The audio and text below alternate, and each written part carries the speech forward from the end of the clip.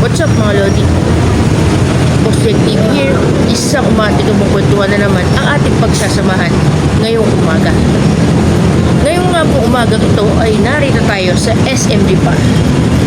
Birthday ko po kasi ngayon, kaya ngayon ay ititreat ko yung sarili ko.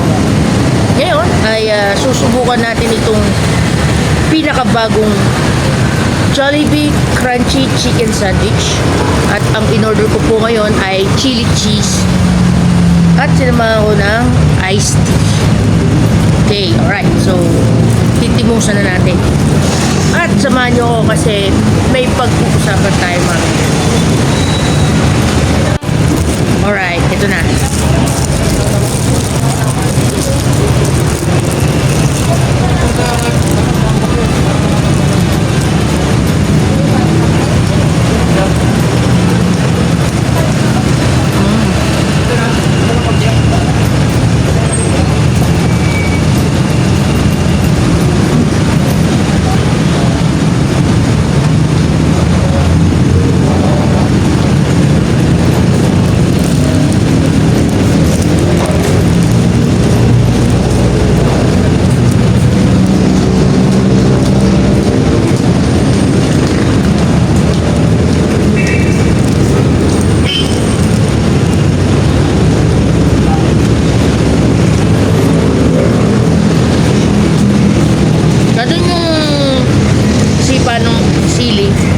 Hindi siya ganun ka-anghang, pero tolerable naman.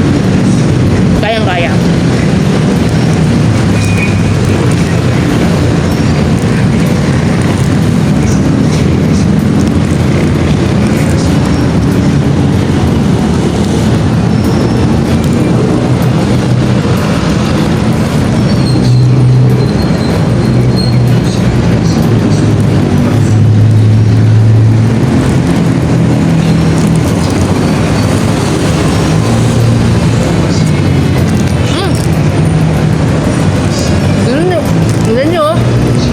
Talagang cheesy.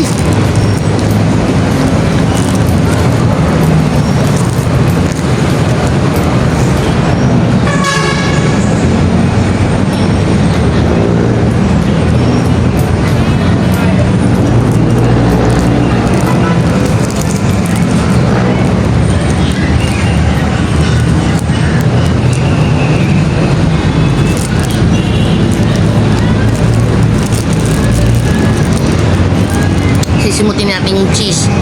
Napakasarap.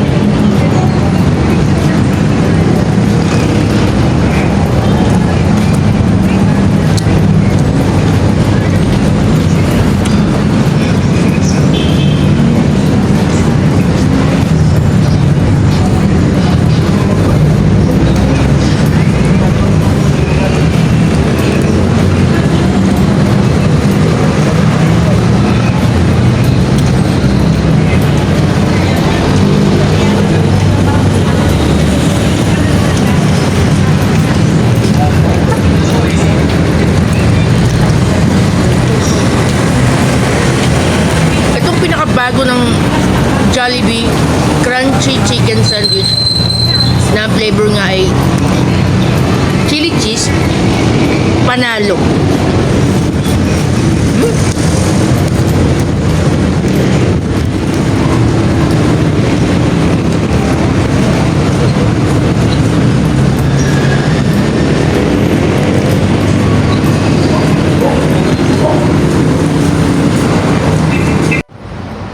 Narito tayo ngayon mga Lodi sa La Famille Restaurant and Catering, Barangay Banay-Banay, Lipa City. Tayo po ay naimbitahan bilang speaker sa BCBP Christ Young Professionals ng Lipa West Chapter. Noon nga pong January 25, 2026, tayo po ay naimbitahan ng BCBP Lipa West Christ Young Professionals upang kanilang maging speaker. At dito nga ay naibahagi ko ang aking buhay at ang title nga po nito ay Ability Beyond Disability. Mga Lodi, yung bata pa ako, ang mindset ko po kasi noon, hindi ko kakawaan na sarili. Noon, naniniwala ako na basta naniniwala ka sa Diyos, sapat na. Pero mali pala yun. Hindi pala ganun yun. I came to the point when I become a member of the BCBP Lipa West Chapter. Dito ko natutunan na yung spiritual absence which I have is far worse than my physical disability. Nung ako ay nagsimula dito sa community dito na sabi ko nga sa sarili ko, ano kaya meron dito? And true enough, yun yung natutunan ko. At marami pa ako natututunan every day. In celebration of National Bible Month, isa po tayo sa mga nakilahok at bumunot ng Bible verse sa labas ng simbahan ng Divina Pastora Parish sa Barangay Tambo, Lipa City. At ibabahagi ko po sa inyo ngayon mga Lodi ang nabunot kong Bible verse. From 2 Corinthians chapter 9 verse 11. You will be made rich in every way so that you can be generous on every occasion. And your generosity will result in thanksgiving to God. Lahat tayo mga Lodi, meron po tayong mga paboritong Bible verse.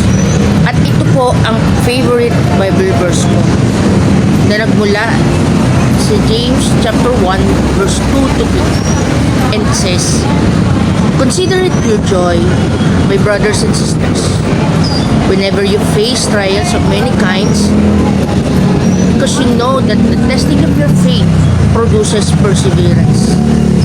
At kapag merong paborito, meron din namang verse motto. Ito yung Bible verse motto ko sa buhay.